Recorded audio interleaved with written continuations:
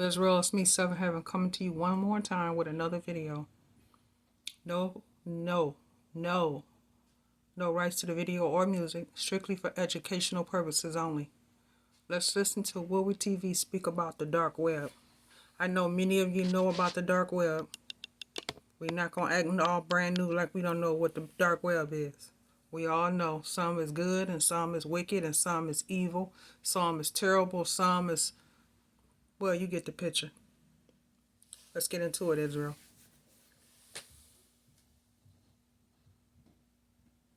These days, so today I'm going to discuss this again.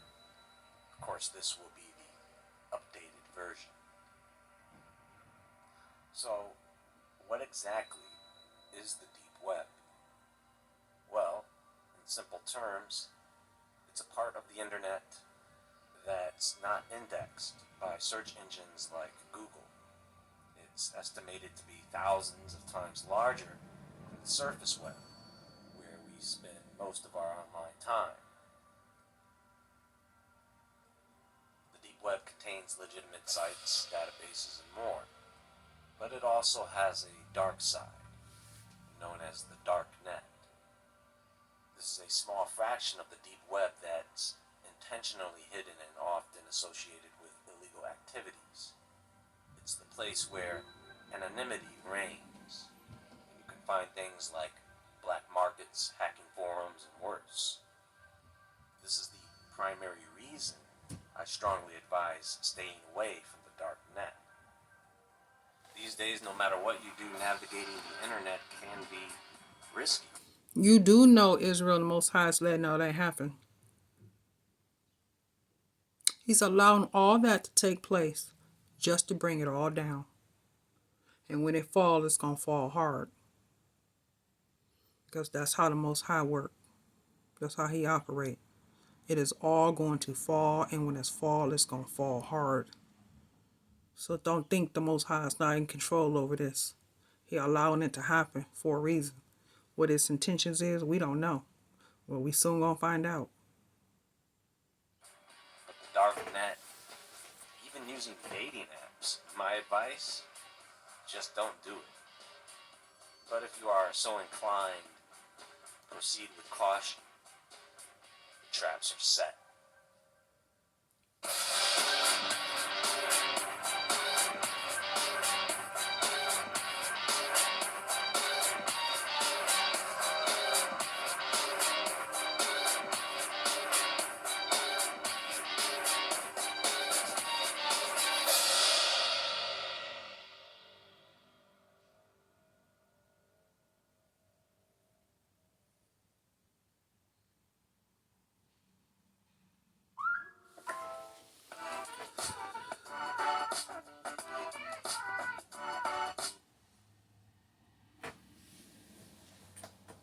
Is the dark web just for criminals? When the dark web is mentioned online, it is usually in tandem with criminal marketplaces and arrests made by law enforcement agencies. Drugs, weapons, and stolen IP and data are all hot businesses on the dark web, with terabytes of information on offer. Traders cash in on stolen credit card data dumps. Initial access points are vulnerable systems, credentials, and intellectual property belonging to companies compromised during cyber attacks. However, the dark web has far more uses for organizations and individuals than what a small subset of criminals do under its umbrella. Now, the concept of online anonymity predates the dark web. In the early days of the internet, you had various tools and technologies that were developed to protect users' privacy. The first anonymous web browser, the Onion Router or Tor browser, which was initially developed by the US Navy in the mid-1990s, it was created with the primary goal of protecting online privacy and ensuring anonymity for users.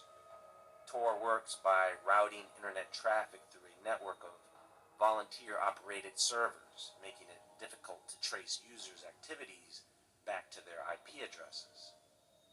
As the Tor network gained popularity, privacy-conscious individuals, including activists and journalists working in repressive regimes. But it also attracted criminals who sought to exploit the anonymity it provides. The term dark web started to be associated with hidden websites that were not indexed by search engines and could only be accessed through Tor.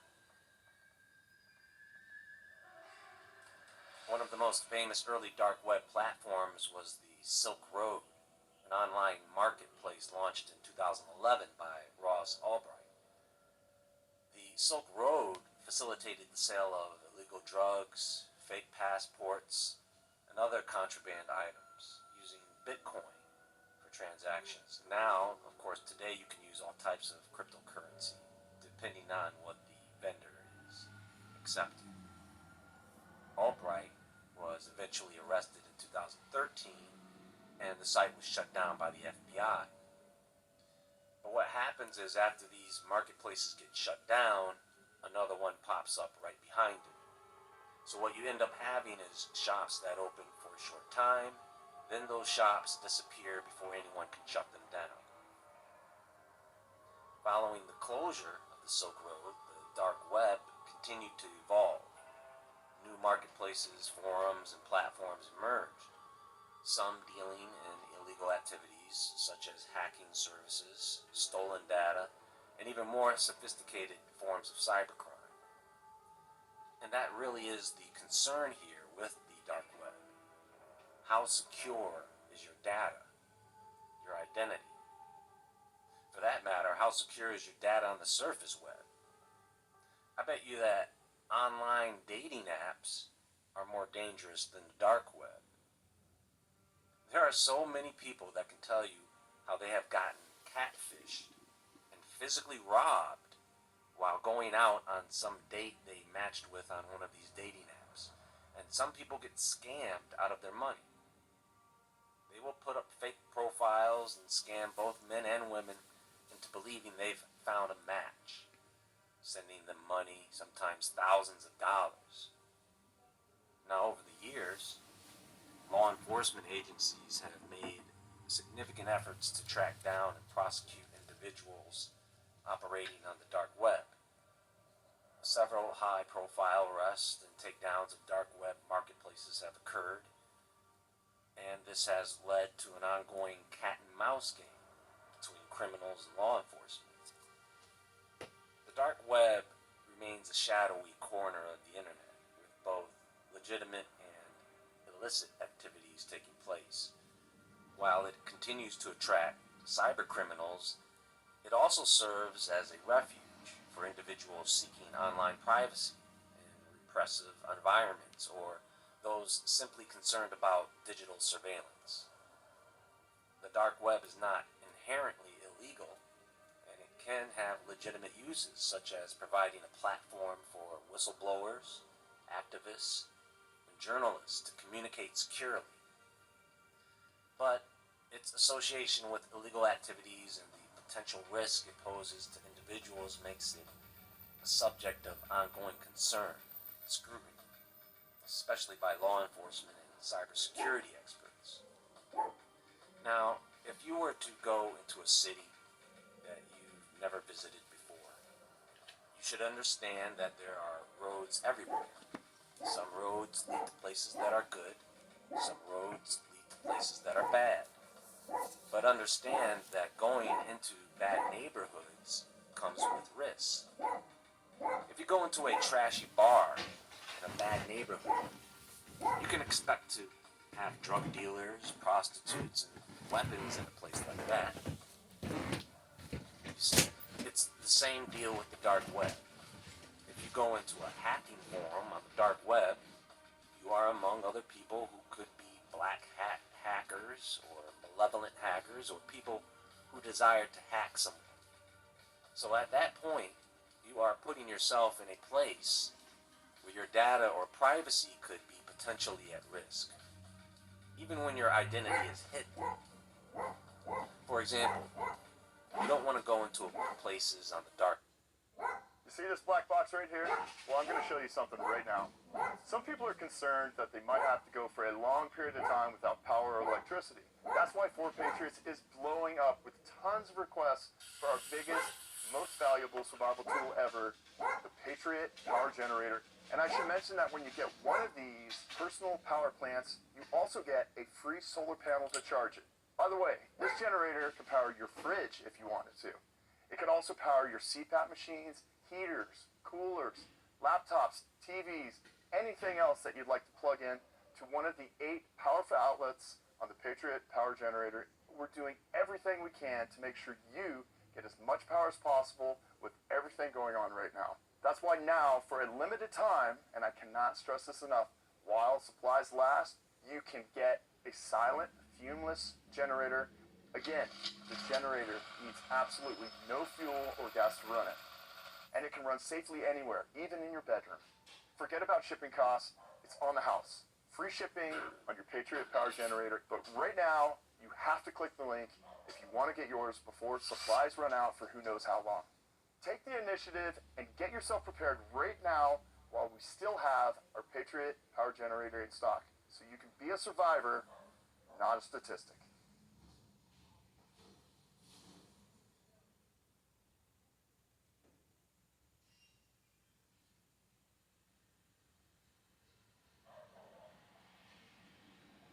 Knock, knock. Hi there. I'd love to show you what a K-12 powered school is really like. Step inside. Here you can dive into subjects you love, move as fast or as slow as you need to, and let your learning soar.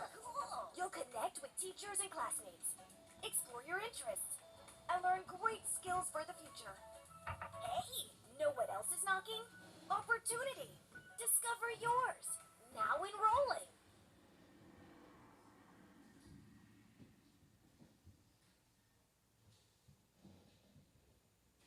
Dark web where you could pick up a stalker, someone looking to target someone, either as a data breach or sometimes people will try to terrorize individuals. You guys do know that there are people who sometimes just wake up in the morning and think to themselves, you know what, I feel like hacking and ruining someone's life today. And they will do it, no problem. That's how smart some of these hackers are. There are gangs of hackers who will tap into a company's private data and hold that data for ransom. Or the data gets published to the dark web for anybody to see and use. You have companies like Meta or Facebook that claim to be unhackable. Yeah, so many They have fridge. white hat hackers come in to hack their system. Yeah. Well, woman did it System's for pure, everybody. but of course, Huh? What race is no Detroit? system is perfect. Which way is Detroit? What race is There Detroit? used to be this thing called red rooms, where You people know? would log in to see That's torture you know. or I worse. know. They don't call them that anymore, and they really don't exist anymore. Except the person may be able to find archived footage, maybe, but that's about it. Besides, in today's age, it's easier and cheaper to fake a red room where you can use the same actors over and over again, rather than actually committing a crime on camera that you can actually get in trouble for, when you can just easily fake it because it's all on video. Now, illegal pornography is still a problem on the dark web, which is part of trafficking. And you see, on the dark web, it's hard to track consumers and it's hard to track sellers. So law enforcement is usually only left with shutting down the traffic that is entering and exiting these hidden marketplaces. Or they shut down the marketplace entirely and keep doing that because a new one will just take its place. So, one of the other things I wanted to talk about is when it comes to the deep web or dark net, people are having arguments about their definition. Let me explain. The surface web or public web is any website or app that does not require you to log in. For example, I can go to a library and use their computer to use Google. a search without having to log into Google, you see. Now, any website or app that I have to log into, for example, Netflix, requires you to have an account and log in whenever you want to access the site. Otherwise, it is private for its members, right? So therefore, Netflix is part of the deep web. So any site or app that you have to log into and use a username and password is part of the deep web. So now you can probably understand why the deep web is much bigger than the surface web, because most of us are using websites and apps that we have to log into, and a few other sites that may be public. Now the dark web is part of the deep web, but in order to access the dark web, you need an onion router or a Tor browser to access sites that use .onion. For example, Facebook has a .onion site because it is blocked in certain countries, and so people can still access it by using a Tor browser, you see, which is a great way to fight censorship when you think about it. At the same time, criminals use .onion. And that is actually what is called the dark net, because it is a network of illegal activity that operates on the dark web, you see. So your goal is really to stay away from the dark networks that operate on the dark web. The dark web itself is fine. It's the dark communities that exist there, which is what you don't want to get caught up into. The same rules you would apply to the streets. Trust no one. With that said, there are some simple steps you can take when venturing into the dark web. When using a Tor browser, make sure your settings are correct and JavaScript is off, unless you plan to chat, then it has to be turned on. And use a VPN, and that should work well. I would make sure the machine you're using doesn't have any personal data on it. Use strong, unique passwords. Enable two-factor authentication. Keep your software and antivirus up to date. Educate yourself about online threats and the scams that exist currently, because they get updated. Criminals are very clever. Stick to reputable websites and protect your personal information. Stay away from dark networks. As a law-abiding citizen, there should be no need for you to browse an onion site that offers anything illegal. Does that make sense? I plan on taking us through some areas of the dark web in the future for information you can't get anywhere else, which is coming soon. Remember, the internet is a vast and exciting place, but it's essential to navigate it wisely. The dark net may hold curiosity, but it's not worth the risk it poses.